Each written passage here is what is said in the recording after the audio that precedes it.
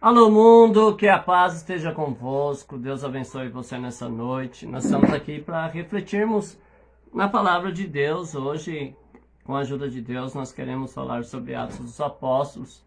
E se o Senhor nos permitir que a gente consiga falar dessas importantes lições que a gente tem aqui, amém? Então lá, Atos capítulo 1, verso 1 em diante, eu queria, na minha Bíblia, o título é Introdução e a Ascensão de Jesus. Verso 1 nos diz assim: Fiz o primeiro tratado ao Teófilo acerca de tudo que Jesus começou, não só a fazer, mas a ensinar, até o dia em que foi recebido em cima, depois de ter dado mandamento pelo Espírito Santo aos apóstolos que escolhera, aos quais também, depois de ter padecido, se apresentou vivo, com muitas e infalíveis provas, sendo visto por eles no espaço de 40 dias, e falando a respeito do reino de Deus. Estando com eles, determinou-lhe que não se ausentassem de Jerusalém, mas que esperassem a promessa do Pai que, disse ele, de mim ouviste. Porque, na verdade, João batizou com água, mas vós sereis batizados com o Espírito Santo, não muito depois desses dias. Aqueles, pois, que haviam reunidos, perguntaram-lhe, dizendo, Senhor, restaurarás tu, neste tempo, o reino a Israel? E disse-lhe, não vos pertence saber os tempos ou as estações que o Pai estabeleceu pelo seu próprio poder, mas recebereis a virtude do Espírito Santo, que há de vir sobre vós, e ser-me-eis testemunha, tanto em Jerusalém, como em toda a Judéia e Samaria. E quando dizia isto, vendo eles, foi elevado às alturas, e uma nuvem o recebeu, ocultando os seus olhos. Estando com os olhos fitos no céu, enquanto ele subia, eis que junto deles puseram 2 varões vestidos de branco, os quais lhe disseram, varões galileus, por que estáis olhando para o céu? Esse Jesus que dentre vós foi recebido em cima do céu, há de vir, assim como para o céu o viste. Então voltaram para Jerusalém do monte, chamado das Oliveiras, o qual está perto de Jerusalém, à distância do caminho de um sábado. E entrando, subiram ao cenáculo, onde habitavam Pedro, Tiago e João, André, Filipe, Tomé, Bartolomeu e Mateus, Tiago, filho de Alfeu, Simão, Zelote e Judas, filho de Tiago. Todos esses perseveravam unanemente em oração e súplicas com as mulheres e Maria, mãe de Jesus, e com seus irmãos. Amém?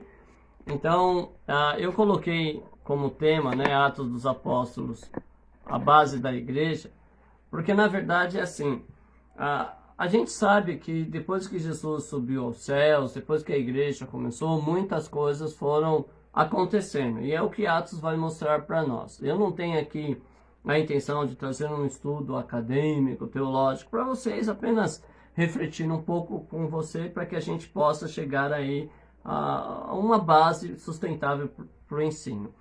A Bíblia diz que primeiro, eles há um concílio, que o Lucas é o escritor do livro, até pela forma que ele começa dizendo, fiz o primeiro tratado ao Teófilo acerca de tudo que Jesus começou não só a fazer, mas a ensinar, até o dia em que foi recebido em cima, depois de ter dado mandamentos pelo Espírito Santo aos apóstolos que escolhera.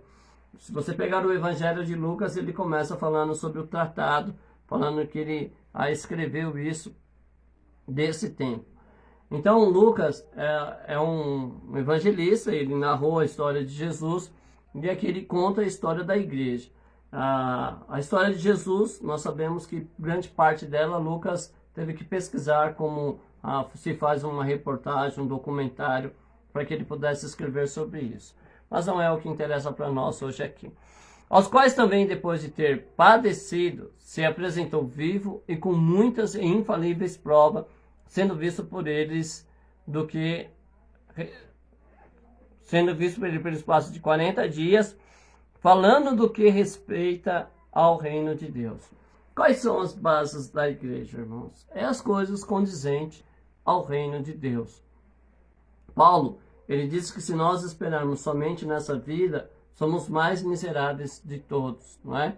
Querendo dizer que a gente precisa, quem quer ser cristão, quem quer ser evangélico, ele precisa ter essa perspectiva de um reino que nós vamos receber, que nós chamamos de eternidade, não é? Mas a gente precisa entender que esse reino que Jesus foi preparar lugar, como descreve lá em João 14, é uma coisa real e que nós iremos então ressuscitar para habitar com Deus no tabernáculo de Deus com os homens. E tem um monte de revelação em Apocalipse para que a gente entenda isso, não é? A gente tem que tomar certo cuidado, irmãos. Eu sempre vou dizer isso, né, por uma necessidade. Eu não quero combater a ninguém, né? Eu conheço um pregador que começou a fazer isso e se perdeu. E a gente tende mesmo a se perder quando a gente começa a deixar que as nossas preocupações ou o zelo da palavra comece a possuir mais espaço do que as coisas condizentes ao reino dos céus. Então a gente começa a se perder. Todo evangelista, todo pregador do evangelho, todo cristão verdadeiro, ele deve tomar esse cuidado, né? De não inclinar a sua fé, de não inclinar o seu conhecimento apenas a uma linha de raciocínio, não é? Por exemplo, a gente conhece algumas igrejas que dá para identificar pelo que eles creem, né? Por exemplo, se nós pensarmos numa igreja, se nós falarmos, por exemplo, da igreja Deus é Amor, se nós falarmos da igreja Internacional da Graça de Deus, a Deus é Amor, não só pelas curas e milagres, mas pelos prodígios que são feitos lá, né? A Internacional da Graça de Deus, os milagres que acontecem, né? O nosso missionário R.R. Soares, ele é muito usado nisso, inclusive tem um chamado, né, que ele conta no testemunho dele, que Deus falou para ele que seria dessa forma. Então, nós temos, por exemplo, igrejas que baseiam muito o seu ensinamento na prosperidade financeira. E eu faço uma ressalva que não existe a teologia da prosperidade, né?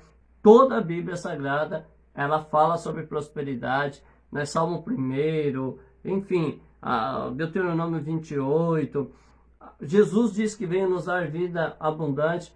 Não estou falando só da riqueza financeira, mas você não tem uma vida abundante se você não tiver um certo nível para viver, não é? Você não consegue ter uma vida abundante passando fome, subjugado pela necessidade das suas contas sociais, como gás, água, eletricidade, enfim. Você precisa ter recurso para sanar isso, para não correr o risco, né? Lembra que, acho que é Provérbios, tem uma oração lá que alguém diz assim, ó, não me dê muito para que eu não esqueça do Senhor, mas também não me dê a menos para que eu não precise estender minhas mãos.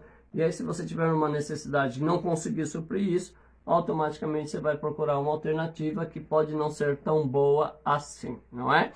Então, a gente precisa falar do reino em todas essas coisas, não é? Não inclinar a uma direção só.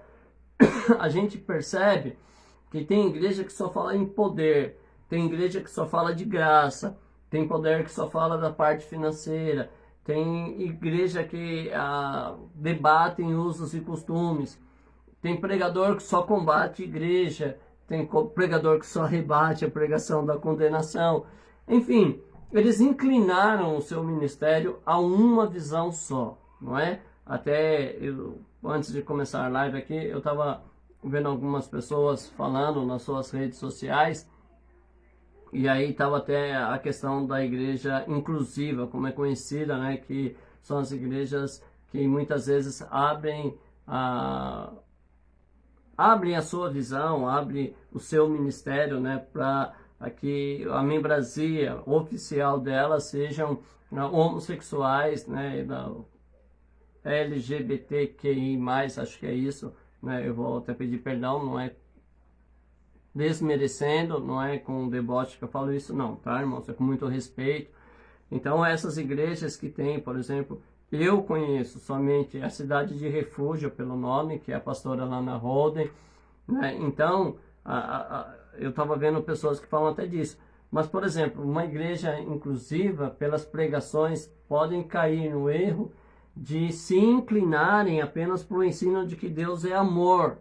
Né? Deus é amor, Deus é todo amor, mas Deus não é só amor, não é? Então, nós temos que tomar cuidado com essas inclinações que o Evangelho toma, né?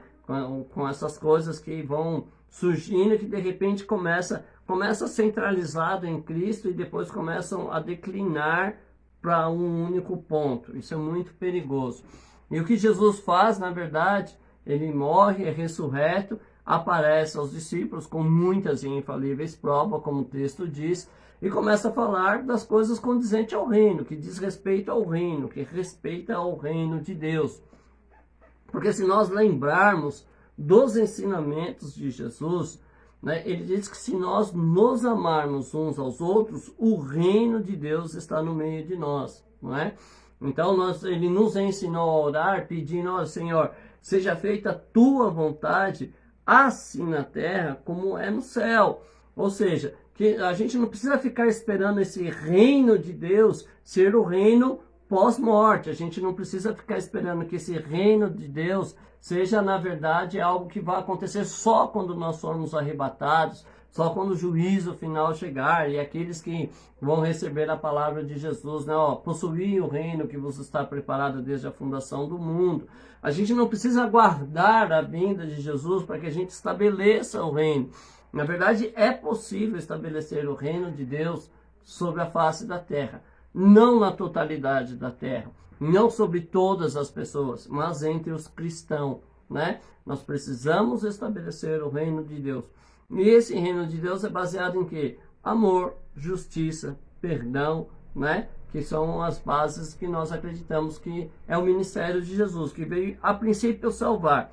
Como que ele nos salva? Perdoando as nossas transgressões mediante o nosso arrependimento, né? Então, nós tomamos consciência do reino, nos arrependemos de ter andado longe dele, na verdade, nos arrependemos das práticas que nos levam para distante de Jesus e decidimos então agora nos reconciliar com ele através da nossa fé, da confissão dos nossos pecados, né, da confissão de Jesus publicamente, muitas vezes sendo lembrado o batismo nas águas, né? Que é quando você publicamente declara a sua fé em Jesus, o seu arrependimento, para que você possa ser perdoado. O batismo, diz a palavra, para perdão dos pecados, batismo na água. Então a gente vai seguindo esse espaço. E depois, como igreja, a gente vai ver em Atos dos Apóstolos, que os primeiros capítulos de Atos dos Apóstolos, eles demonstram como que a igreja vivia na unidade, né, que é um outro ponto muito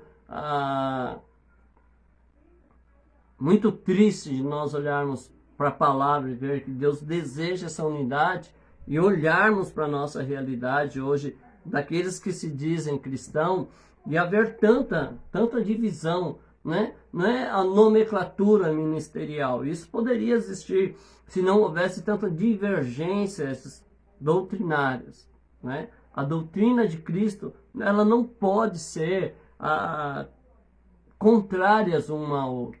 Se há uma controvérsia, não há uma unanimidade, né? Então a gente precisa rever isso, porque nós temos um só Deus, um só Espírito, uma só fé, devemos falar todos uma mesma coisa. Então, a igreja de Atos, ela consegue estabelecer isso por um tempo, né? Nós vamos ler, acho que é versículo 4, capítulo 4, 3, 4, ele fala um pouco sobre isso.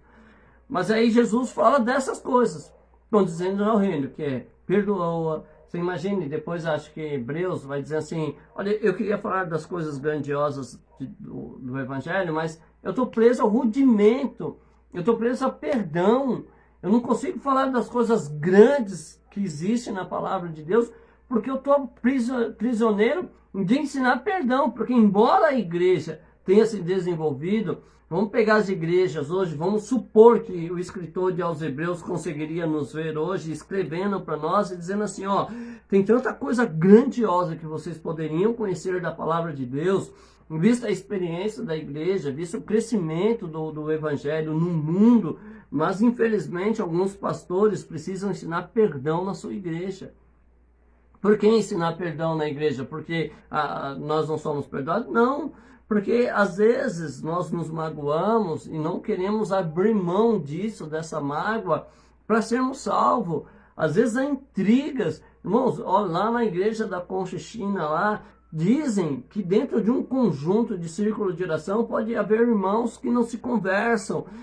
Dentro de uma igreja, vou chamar de pequena, não pela questão de virtude, unção, salvação, nada disso. Vou chamar de pequena de uma forma de medir numericamente falando. Uma igreja com 100 pessoas, por exemplo, em que existem irmãos que não se dão bem, irmãos que não se conversam, irmãos que não se cumprimentam, irmãos que não entram em concordância. Então, irmão, olha como é sério isso. Que a gente poderia estar vivendo um evangelho de alcançar as nações, a gente poderia estar impactando o mundo com uma forma diferente de vida, mas infelizmente hoje nós ainda precisamos ensinar perdão. A gente precisa pegar os membros da igreja e falar, irmão, se você não perdoar, você não é perdoado. Que essa forma de eu perdoo, mas eu quero distância, isso não existe na Bíblia. Porque você vai pedir para que Deus te perdoe. Na verdade, na oração do Pai Nosso, nós condicionamos, não é que Deus condicionou isso, nós condicionamos o nosso perdão naquilo que nós perdoamos o nosso adversário. Então imagine que eu diga assim, olha irmão, eu te perdoo, mas eu não quero mais saber de você. Imagine Deus dizendo isso para você, irmão. Olha, eu te perdoo, mas eu não quero mais saber de você. Eu te perdoo, mas você para um lado e eu para o outro. Imagine isso sendo dito pelo Senhor a nós. Porque nós que pedimos isso, perdoa nossas dívidas como nós perdoamos nossos devedores. Da mesma forma, igualzinho, do jeito que eu fizer com o meu devedor, faz comigo. E aí você imagina como é difícil isso.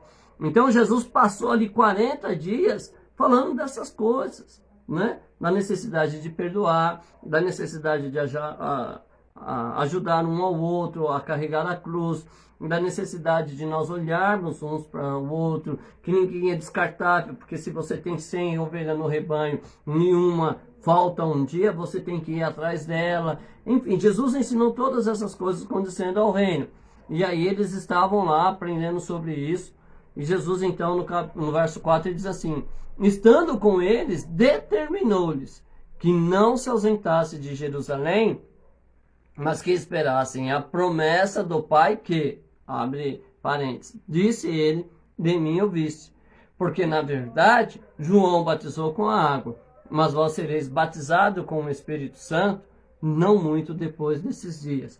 E aí também nós vamos ver que isso se confirma um pouco mais para frente. No próximo capítulo a gente já vai falar sobre essa visitação. Mas, na verdade, Jesus diz assim, ó, fique em Jerusalém até você ser revestido, até que a promessa se cumpra. Sabe o que acontece muito hoje, irmãos? A sociedade, no modo geral, né, com o crescimento da internet, muitas informações que rolam, o acesso, né, a muita leitura, a muitas pregações, essa diversidade que há dentro da internet, que deveria ser para o nosso proveito, acaba nos prejudicando no que eu hoje aceito Jesus, não é? Eu aceito Jesus e aí eu aceito, vou exemplificar. E talvez você, pastor, esteja passando por um problema desse na sua igreja, ou você esteja sendo esse problema na igreja de alguém. Que eu aceitei Jesus, eu vou colocar no nome da minha igreja aqui, né? Vou colocar aqui uma voz no deserto. Então eu aceitei Jesus numa voz no deserto. Qual é a visão da voz no deserto acerca do batismo com o Espírito Santo? Nós cremos no batismo com o Espírito Santo na evidência das línguas, né? Que a grande maioria da igreja pentecostal acredita no batismo com o Espírito Santo com evidência de línguas. Pode não ter evidência de línguas, a línguas é um dom e pode não existir no batismo, isso é claro, né? Mas são outros assuntos que precisa de muito mais tempo para estudar. Então, a gente crê nisso. A gente crê, por exemplo, numa voz do que clama, numa voz do deserto, é uma igreja que eu estou usando como exemplo, né? Então, a gente crê, por exemplo, ali, que existe a questão do pastorado feminino. A gente não acredita nesse pastorado. Aí não adianta, por exemplo, eu aceitei Jesus nessa igreja e amanhã eu ouvi lá alguém justificar o ministério feminino para o pastorado e eu querer combater com o meu pastor, não é? Não adianta eu querer ser membro de uma igreja que não tem essa visão e querer enxertar isso. É a mesma coisa que, por exemplo, um homossexual que está lá na cidade do refúgio, ele resolve mudar para uma igreja pentecostal mais rígida e querer dizer assim, não, eu aprendi que Deus acolhe o homossexual. Tudo bem, você aprendeu lá na cidade de refúgio, continue lá. Você não pode querer sair da igreja que você acolheu, ou você mesmo dentro lá da igreja cidade de refúgio, querer pregar algo contrário ao que o ministério decidiu como base de fé, né? Porque é o que acontece muito hoje. As pessoas vão para a internet, ouve um monte de gente que a gente nem sabe de onde veio, não sabe de onde surgiu. Você abre lá, tem um fulano que é pregador, você nem sabe a história desse cidadão, né? Às vezes é alguém que foi considerado anátema, alguém que é considerado apóstolo, e você nem sabe disso. E aí começa a ensinar um monte de coisa, questionando um monte de verdades, né? Só 2000 anos e agora Deus só mostrou a verdade para ele, porque esses 2000 anos a igreja viveu no engano e só o bonitão aí que está certo das coisas. E o que Jesus, né, aconselha é que a gente seja revestido primeiro, né? Existe até uma coisa muito bacana que os professores de escola bíblica, e isso é uma coisa que também serve no mundo secular, a gente ouve muito no mundo secular, que diz o seguinte: quem quer levantar para ensinar, deve sentar para aprender. E o que acontece hoje é que tem muita gente querendo ensinar que nunca sentou para aprender. Tem muita gente que se diz expert nos ensinamentos bíblicos que nunca frequentou uma escola bíblica. Agora ele aprendeu aonde? Ele é autodidata. Ah, sim, aí tá certo. Mas isso é coerente? Você, por exemplo, você faria uma cirurgia do seu coração, né? Você faria aí um acordo com alguém para fazer uma cirurgia. Não precisa nem ser uma cirurgia muito complicada, vai uma ponte de safena, né? É complicada para mim que eu não sei, mas eu sei que para os especialistas não é. Mas você concordaria que alguém que aprendeu medicina via YouTube, não é? Via apostilas da internet, você confiaria que ele fizesse uma ponte de safena no seu coração? Porque se você baseia a sua fé somente nesses ensinos, se esse conhecimento que você tem autodidata não passou por uma escola bíblica, se você não sentou com alguém que foi seu professor, como que você quer ensinar? Você não acha que é incoerente isso? Não é? Que você queira ensinar uma coisa que você não estudou, que você, na verdade, foi pesquisando, e não é errado pesquisar. E eu não estou dizendo que toda a pesquisa que você fez está errada. Mas eu acho que para ter credibilidade, você precisa, não é, ter uma fonte de estudo. Você precisa argumentar, né? Por exemplo, a gente vê que quando vão falar do apóstolo Paulo, a referência de que ele estudou os pés de Gamaliel. Ele não é alguém que, eu comecei a falar porque Deus me visitou e Ananias orou por mim, as escamas, e agora eu estou pronto para falar. Não, ele estudou aos pés de um teólogo chamado Gamaliel, que muita gente concorda que devia ser alguém de muito destaque na época, não é? Então, tomem cuidado, na verdade, é um alerta que eu sempre faço. Ouça muitos pregadores, claro, com certeza, mas tomem cuidado com que tipo de evangelho que eles pregam. Porque nem todo pregador está pregando a verdade. Paulo nos alertou isso há muito tempo atrás, né?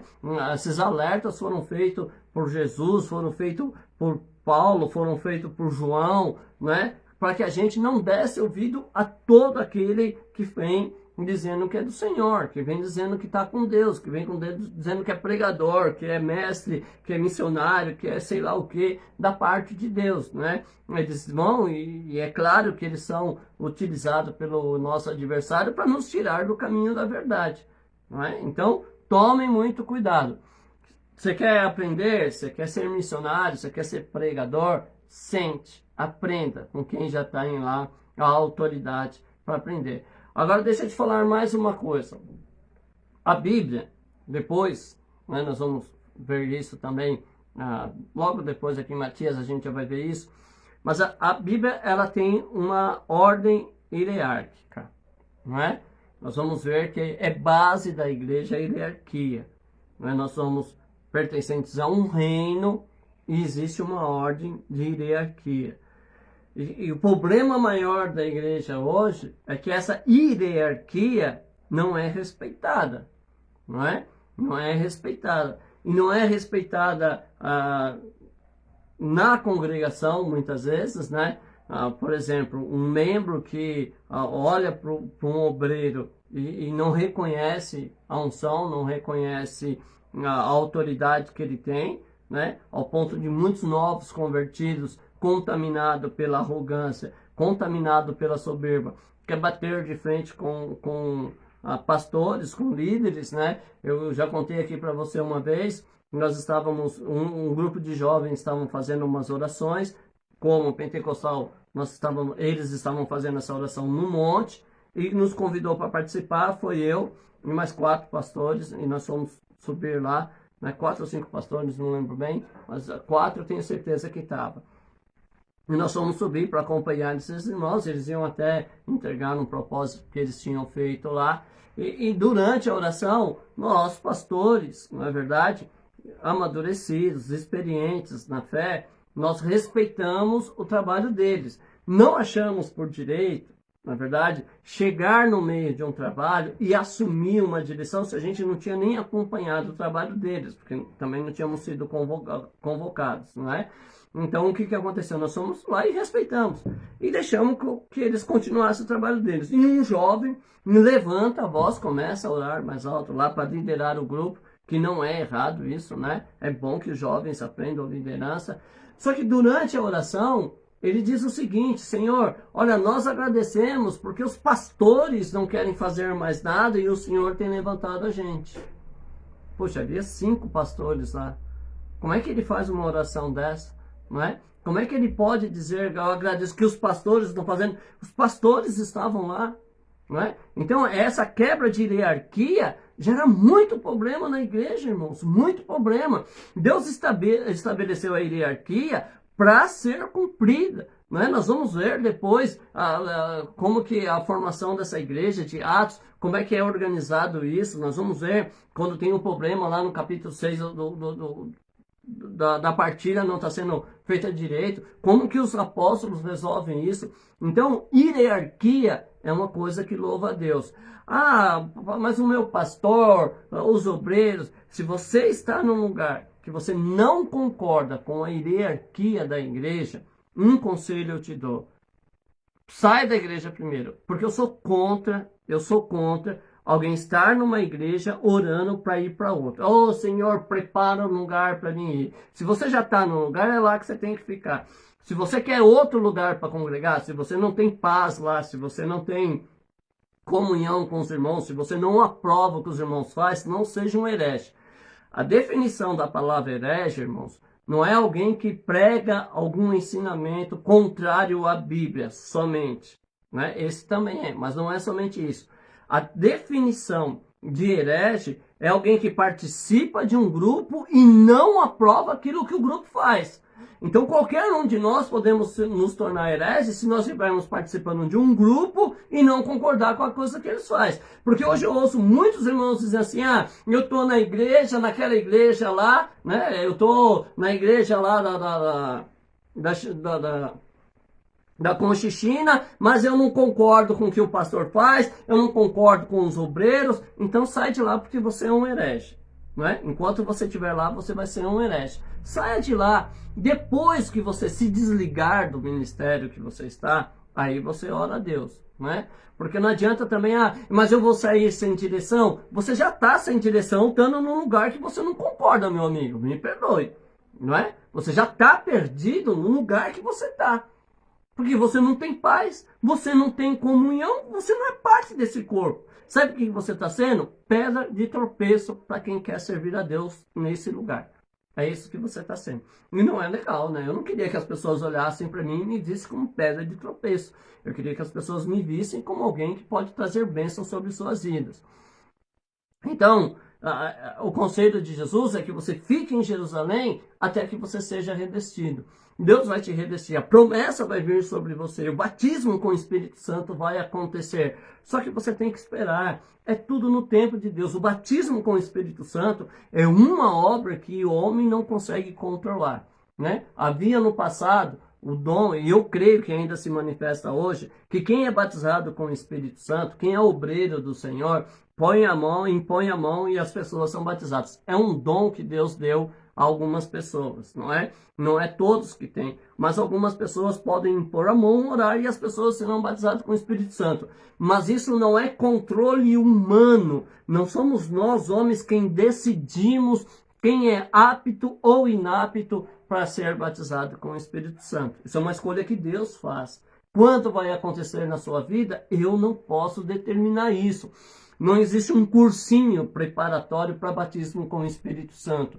Não existe avaliações que a gente possa fazer para que a pessoa possa ser batizada com o Espírito Santo. Por exemplo, eu podia dar um exemplo, né?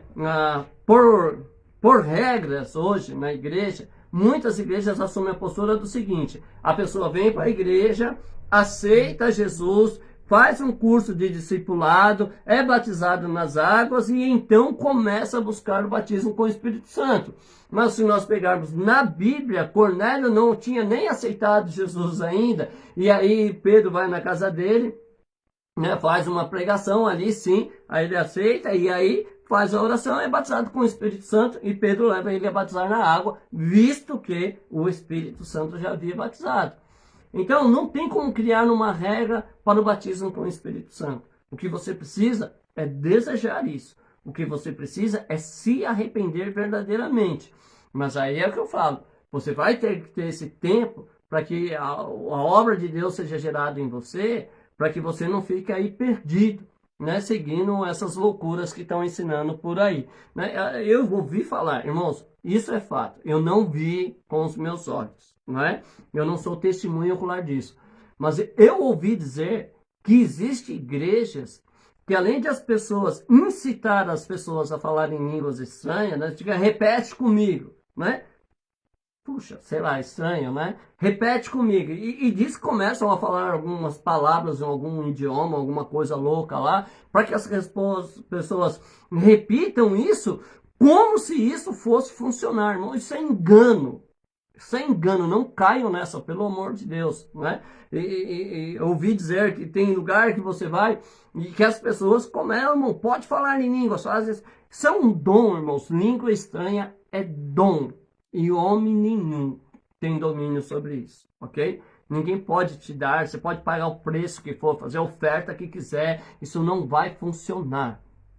O que vai funcionar é o seu arrependimento e o seu desejo sincero de ter uma vida diferente sobre a face da terra. Aí sim, batizado com o Espírito Santo, aí sim vai receber os seus dons e que aí sim a glória de Deus vai se manifestar sobre você. Amém?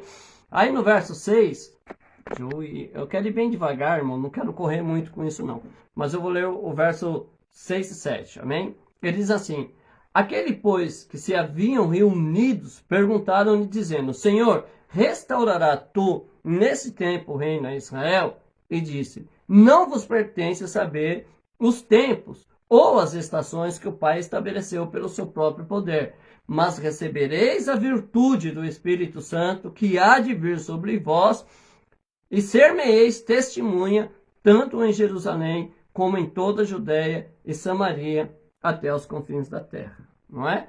Então, irmãos, para a gente parar hoje, aí o verso 7 fala sobre isso. Não convém saber os tempos. Deus não vai dar isso para ninguém, irmãos, não é? E as estações que ele faz, todas as coisas. Que eu estava falando do batismo, mas tem outras coisas que podem acontecer. A unção ministerial, por exemplo, né? Hoje você faz um curso acadêmico, faz uma faculdade de teologia, recebe lá o seu diploma, e dependendo da igreja que você tiver, você é consagrado a pastor pela teologia, né? Então, se você pertence a um tipo de igreja, ele pode te levar a ser consagrado desde que você tenha um diploma da teologia, e para ele isso basta, não é? Para algumas igrejas isso basta. Então qual é o tempo da unção? O tempo de você fazer a faculdade, 4 anos, né? Tem igrejas que são mais amenas, tem cursos teológicos aí de 1 ano, 2 anos, que aí vai te dar a liberdade de você receber uma unção. Tem igrejas, por exemplo, que você vai graduando, né? Então você faz uma etapa de um estudo bíblico, você vira aí um intercessor, um obreiro, e cada ano que você vai fazendo, você é graduado, e além do seu diploma, você recebe uma unção como condecoração. Quando, na verdade, irmãos, a unção também não tem um tempo determinado. Você precisa ter as exigências que a Bíblia tem. Em quanto tempo vai levar isso? Quanto tempo você vai levar para ser um obreiro aprovado lá em 1 Timóteo capítulo 3? Quanto tempo você vai levar para ser apto para ensinar? Quanto tempo você vai levar para que seu coração seja livre, né, de toda a avareza? Quanto tempo você vai levar para que você tenha mais intimidade com Deus, para que o Espírito de Deus possa te usar? Ninguém pode determinar isso. As pessoas são diferentes, os relacionamentos são diferentes com Deus, a busca por Deus é diferente, a obediência à palavra de Deus é diferente. Então tudo isso são coisas que nós não podemos determinar, né? Saber tempos e estações que Deus determina para todos os propósitos que Ele tem. Mas de novo ele fala sobre a virtude. E aí eu acho bacana falar sobre isso antes de a gente encerrar, porque Lucas vai dizer o seguinte, olha, que Jesus falou, né? Vocês vão receber a virtude do Espírito Santo, que há de vir sobre vós, e ser-me-eis testemunha, tanto em Jerusalém, como em toda a Judéia, Samaria, até os confins da terra. E aí tem aquela questão missionária, né? Que você começa no lugar que você está, na sua vizinhança, e isso vai crescendo, né? Porque tem muita gente que aceita Jesus hoje aqui no Brasil, quer ser missionário na África semana que vem. Não é isso. Você começa literalmente na sua casa, né? É na sua casa que começa o seu ministério. Então, quando você aceitar Jesus, lembre-se que o primeiro lugar que você deve ser testemunha de Jesus é na sua casa, não é? Seu comportamento dentro da sua casa deve mudar e expressar o comportamento de Jesus.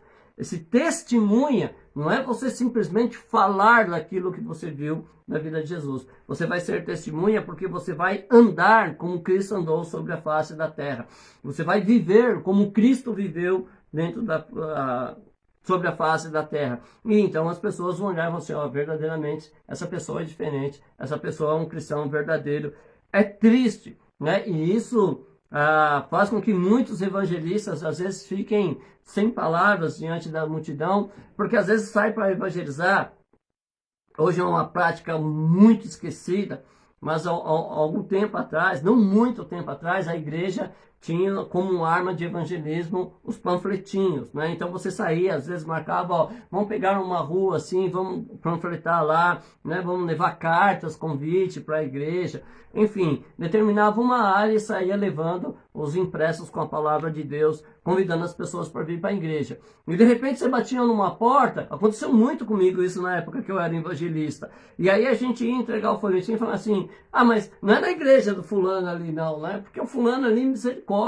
E aí tinha uma lista de coisas negativas sobre a vida do irmão, né? Ou do suposto irmão, que em vez de honrar a Cristo, em vez de ser testemunha de Cristo, na verdade era alguém que causava escândalo, né? E isso é ruim para todos nós, irmãos, para todos nós. Então, quando você tiver a virtude do Espírito Santo e for começar a dar testemunho, ser testemunha de Jesus, comece isso em casa, né? Bom dia, boa tarde. Você não precisa falar o crentez, né? Como alguns irmãos falam. Você não precisa acordar lá, paz do Senhor, todo mundo, ou glória a Deus, aleluia. Você pode ser um ser humano normal dentro da sua casa, né? Principalmente se nem todo mundo é crente na sua casa. Você pode falar a língua portuguesa, que é o idioma que você está aqui, salvo se você é de outro país e me ouve. Então você pode falar o português, dar bom dia, sentar na mesa para fazer tomar o café da manhã, não é? Você pode abraçar, conversar, você pode Começando, por exemplo, perdoando e pedindo perdão para as pessoas da sua casa, para as pessoas da sua família. Porque às vezes, irmãos, tem pessoas que são dentro da igreja uma bênção para quem vê. Tem pessoas que na igreja, não é verdade, são exemplares, mas dentro de casa tem um péssimo tratamento. Seus irmãos são a favor de música, conhecem música evangélica, devem lembrar que fizeram até uma música falando sobre isso, né? Mamãe, vamos morar na igreja, porque na igreja o papai é assim, papai é assado. Que é essa visão, muitas vezes, que eu vou para a igreja para dar testemunho de Jesus, mas em casa, Jerusalém, ainda não está sendo testemunha. Então, quando Jesus coloca essa tabela de crescimento para o evangelismo, ele quer dizer, por que Jerusalém? Porque é onde eles estavam.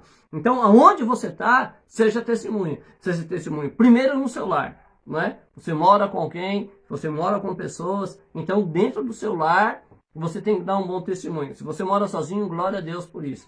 Mas se você mora com alguém, você tem que dar testemunho. Se você é casado com alguém, você tem que dar testemunho para sua esposa ou para o seu esposo. Se você tem filhos, você tem que mostrar o evangelho de Jesus para os seus filhos também, não é? E esse mostrar o evangelho vai nos mostrar que nós erramos muito, né? Nós, como crentes, que temos filhos descrentes, nós erramos muito. E é até um erro que às vezes as pessoas nos perguntam se a palavra falhou, que é aquele erro do ensina o menino o caminho que deve andar e ele não se apartará na sua mocidade. E a gente acha que ensinar o caminho que ele deve andar é levar para a igreja. Só que a gente sai da igreja e faz tudo que é errado na frente desse menino. Então a gente não mostrou caminho nenhum, a gente mostrou o caminho da igreja, não o caminho que ele deve seguir, não é? E o caminho que ele deve seguir, nós estamos mostrando, não é o erro de sair da igreja e não louvar a Deus, não falar da palavra pregada, chegar em casa e discutir, falar mal do pregador, falar mal do coral, da música que foi cantada, da duração, do culto, blasfemar contra tudo isso. Isso não é ensinar o menino o caminho que deve andar.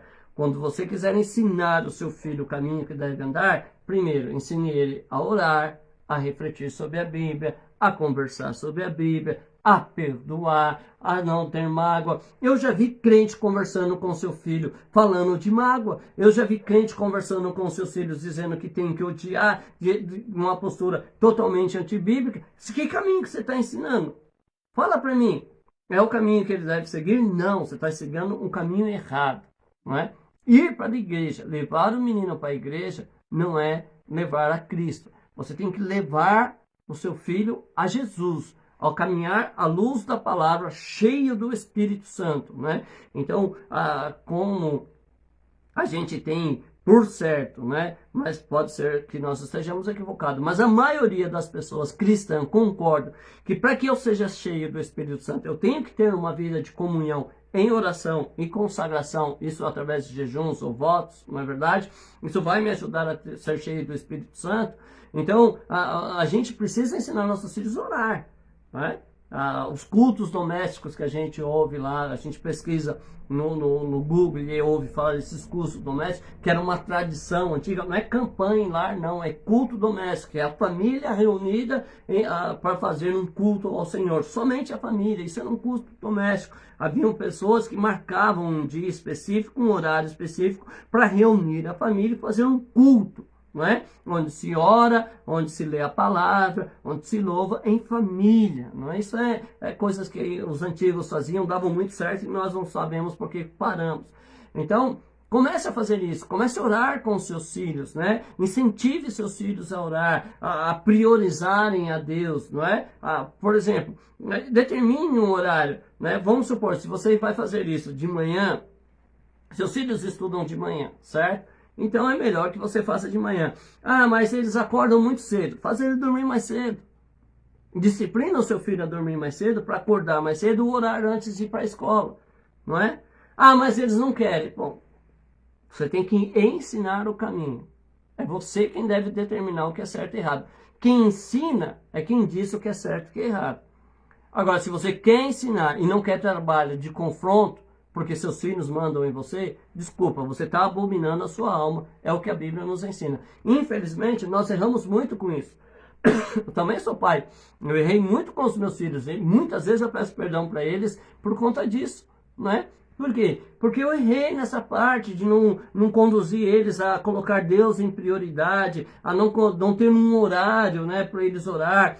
Às vezes até tentava fazer, mas aí acabei desistindo porque havia resistência. Então, nós temos que criar isso.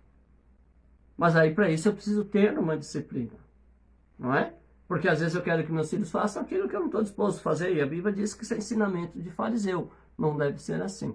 Amém? Então amanhã a gente continua a partir do verso 9. Eu não tenho pressa. Primeiro que eu não quero partir tão cedo para a glória, né? Eu quero ter muito tempo ainda para fazer a obra aqui na terra. Não que não seja bom para mim estar no céu com Cristo, mas como Paulo disse, eu ainda tenho pessoas que eu amo, que eu quero ajudar a chegar mais perto de Deus, não é? Então para isso se faz necessário que eu passe um tempo maior na terra. Então eu não tenho pressa. E outra, esse é o tempo que Deus tem nos dado, não é? Se Deus quisesse que a gente tivesse mais avante nisso, Ele teria nos chamado para fazer isso antes. Talvez tenha feito, mas o tempo propício foi agora e eu louvo a Deus por isso. Então eu agradeço a Deus por sua presença.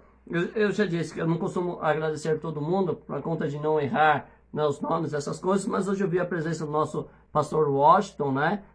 Que é lá de Parada de Taipas, congregou conosco muito tempo. Então, a paz seja contigo. Tem a nossa irmã Maria Helena, minha filha Marina passou por aqui, o Derek. Enfim, você que vai assistir depois desse vídeo, eu espero que seja bênção para você, que você possa crescer no conhecimento, que você não seja mais enganado. Examine. As coisas que eu digo aqui não é para ser dito amém, glória a Deus. Não, as coisas que eu digo aqui é para que você ouça, examine na sua Bíblia e veja se é verdade. E só depois diga amém, ok? Deus abençoe a todos. Amanhã às 22h30, se Deus permitir, nós continuamos essa história para louvor da glória de Jesus. Deus abençoe, bom descanso.